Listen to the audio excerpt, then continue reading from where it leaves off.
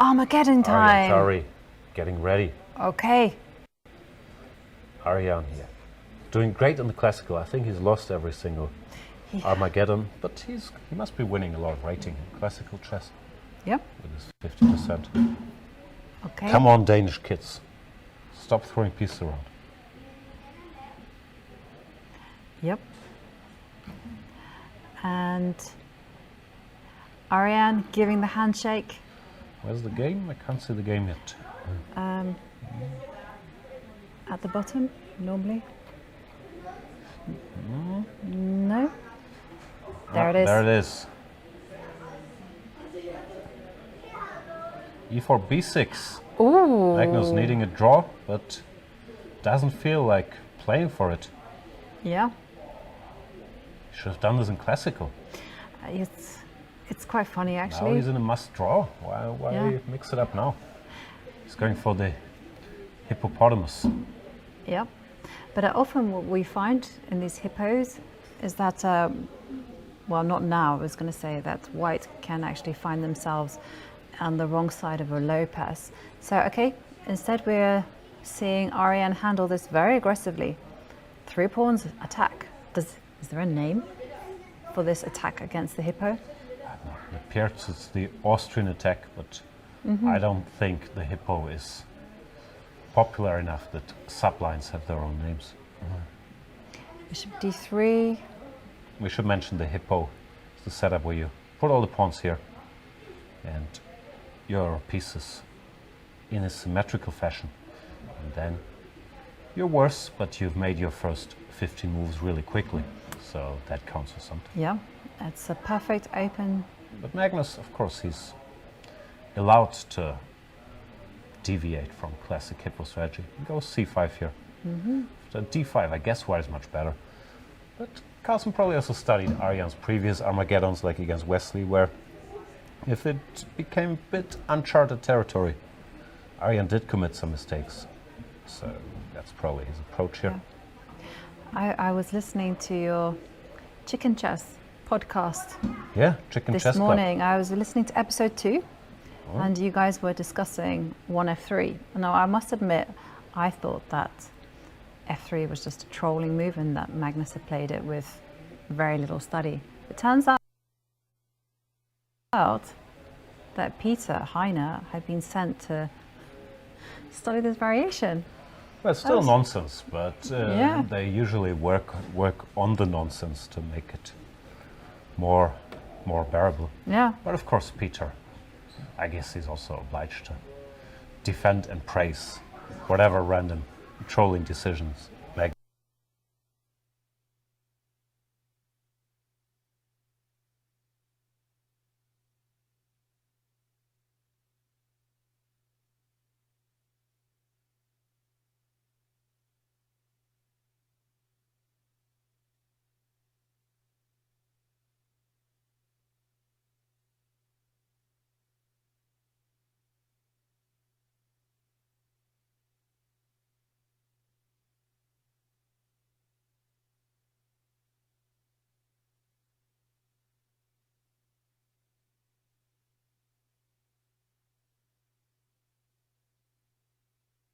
mistakes, so it's hard to get a straight answer out of him. Yeah, that's We'll true. keep trying them.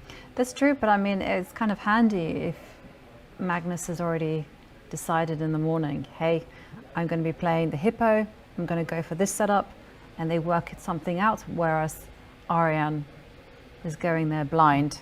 Okay. We should mention that Magnus seemed to have a perfectly good position here. Just a Sicilian now after he went c5, and Aryan didn't go d5, but now he goes d5. And that's risky, because Aryan can keep pushing with f5 and play for checkmate. Also, it's a must-win situation, so Aryan no longer has any incentive to play solidly. He needs to do it. Push. I mean, other moves just don't make sense. And also, I'm a big fan of pawn pushes, so this is the move that I really hope Aryan just plays. He's lost every single Armageddon game. And yep, he's gone for it. And okay, I guess Magnus Doesn't have too much time on the clock, 5 minutes. Knight takes bishop. G5 was very, very bold. Maybe just didn't expect Aryan to react so actively, but if you force him... Okay, I mean, but how to react to this? Because f6 is coming. It looks very dangerous. I know. I guess you take everything and try to survive this, but as we say, knight on f5 Will thrive. Aye. And bishop will come to g5. Yeah, it's very, very sharp. Just looks bad. Surprising decision by Magnus. This pawn to d5. The white pieces really are very ready for all this stuff.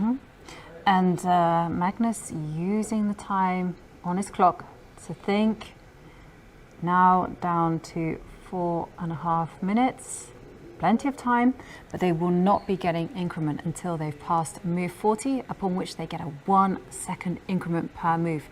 Again, not that much time. So Magnus needs to adjust to this new, faster pace of the game. Yeah, I know what he could do. He could take here, now play bishop g5 to take this thing out of f6, but it's still a very scary position. Totally. I mean, it's tempting for me just to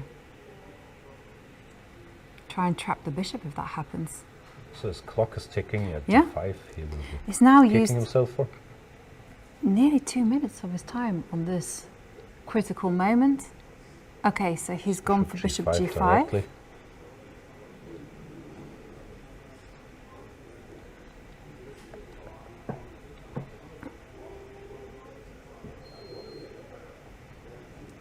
So it's Aryan's turn to calculate if he wants to take on e4 or take on g5 directly. or can he even throw in f6? F6 looks a bit much. No? Maybe it works. I don't know. Bishop d2. I don't know. Could work, but it's somewhat committal. Yep. Okay. Let's try. No, he's gone for bishop takes Took on bishop. c5. Queen takes and rook f3. Not the computer's favorite, if I can read the bar correctly. After e takes f5, Magnus back in business. Yeah. The computer wanted bishop takes e4 here, apparently. D takes e. Now take, queen takes b4, just pushing black back, knight d7, And knight then e4. grabbing material. With the pawn up and a much better position. But now after what Aryan did, rook f3, ef, Magnus should be all right. Okay, he should be okay, but I mean, still, Aryan can start pushing the pieces back. How? Oh, How is he going to do that, actually? How is he going to dislodge the knight? Maybe he just has to make a few trades and... And there's no clear guess he cut. has to take here. Queen back, take it from there. But yeah, he's missed the moment here. Played quite quickly. Maybe he should have thought some more after bishop g5. Hard to judge. He has to take the pawn. I mean...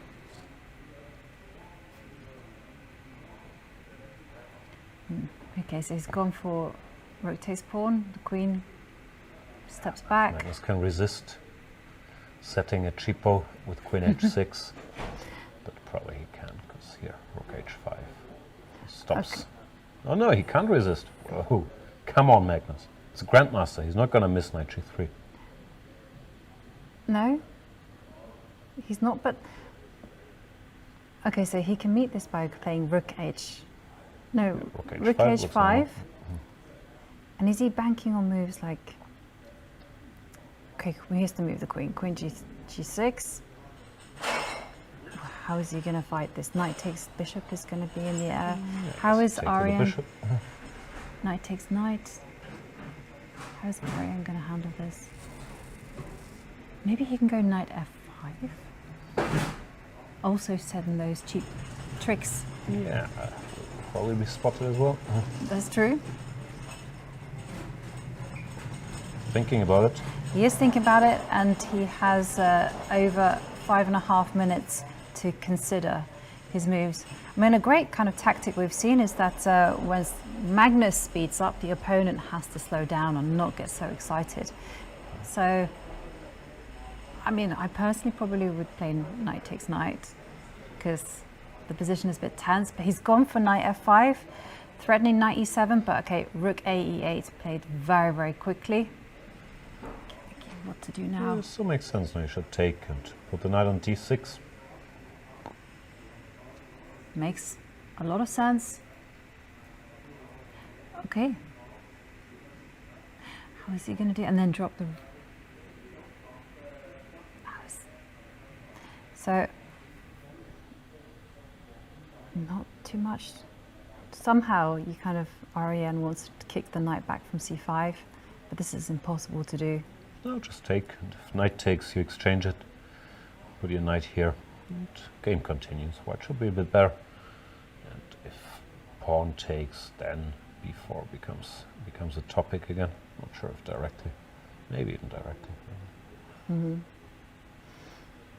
Well, he has to hurry up because now he's got just over 4 minutes on the clock.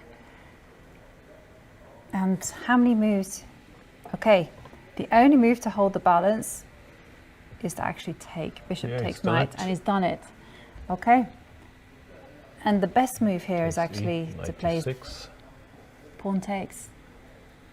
Hang on, something's happening. Knight d6 and Carlsen takes on e5. Oh. Gives the exchange to get rid of this powerful knight. He's an exchange down, but he has a pawn and decent pieces. So maybe it's not too bad. Okay. Well, Aryan is in a must-win situation. I would keep that rook on the board. Don't be tempted to make simplifications. Just put the rook on f5. Put it on open line. Okay, so he's done that. Excellent. Yeah, and now b4 is coming, so... Okay, but does this work? Why wouldn't it work? I'm not sure if it's good, but it does attack the rook. It does. The rook will go back. f2, f1. Then Magnus will play f5. Yeah, I guess it's okay. It's rook d1. Played rook d1. The queen retreats to e7. Any kind of move?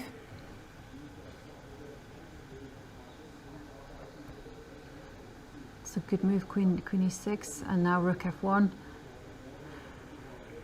Queen goes move to e5. He's trying to stop pawn to b4. Queen e3 happens. Queen e3 and b4 is still in the air. Yeah, Magnus still not out of the woods at all. No. I mean, can he get active and play like f5? I don't know. Is this too much? Now white has queen d4. Looks like white has enough control. Maybe has to play a5 to just stop b4. That is worse. But if you play a5, the queen trade will still happen, and it looks like Aryan is actually got the initiative. He's got the edge. He has the material advantage. Play a5. Queen. Queen d4. You go away. No, it's still tense enough. I would think Magnus will still find a way, but Aryan's playing well. Also, they have on the clock. King g1. Yeah, this feels a little bit slow. I quite like it. Okay. f5 is more weakening for black, then it's dangerous for white, then queen d4, knight d5 comes, so Magnus has to sit and wait, which he does. Yeah. Okay. But okay, now f5 finally comes, but what's it? Queen d4. Rook f2 was a bit strange, because now if the queen moves, there's pawn to e3. That's why he has to go g3, which is, I guess, is still fine. Okay. King g7, Carlsen is getting ready to defend that endgame, but Aryan, after king g7, can also just play rook ft2. That is the plan. No endgame for you, sir. Now instead he goes for knight b5. Feels a bit random, but maybe also good. Yeah. But okay, is it possible for black to actually play queen takes pawn? No, he doesn't. He takes care of his king. Rook to e7, b3 played. And now the knight maneuvers itself. I'm a little bit worried for Aryan's position because that knight could find itself on g5 at the right time. And, well, f3 and h3 look like great squares. Yeah, but 94, white is still in control. He goes 96, allowing this knight to live. Okay, the position is so crazy, and Magnus just over 1 minute on the clock. They're on move 33, so no 1 second increment just yet. So he puts his Aryan looking at that light squared bishop. Magnus Rook in trouble. d5. Rook d5 is there. These pawns aren't really moving. He goes knight c5. After which even knight takes f5 and queen g5 might already be bad news. In fact, that is the winning blow. Knight takes pawn is going to win the game for Aryan. So if he does it, Oh, and yeah, he's going for he's it. going for it. And that's it. Oh my god, pawn takes knight, queen, check. And now it's completely hopeless. The king has to go to h8, but no. Norwegian TV is getting very excited. It is They very started exciting. yelling. Yeah, because it's not often that the number 2 beats the world champion. It's just game over. Like rook d8 is there, rook f8, you can resign. Yeah, and Magnus shaking his head. The seconds are Resigns. ticking down, and that's it. Aryan Tari has beaten Magnus Carlsen in the Armageddon. Oh, incredible, incredible stuff from Aryan Tari. Yeah, he's trying not to show too much emotion, but he must be quite pleased with himself after this one. Yeah, for Magnus, that's a setback. It's not gigantic because it's only half a point difference in the Armageddons, but it's also unpleasant because now it's like when he lost to Pragnananda in the Champions Chess Tour. Now, whenever the Aryan context comes up, people will mention that he lost to him in Norway chess. Which Yeah. I guess is the fate of being number one, that whenever you lose to somebody,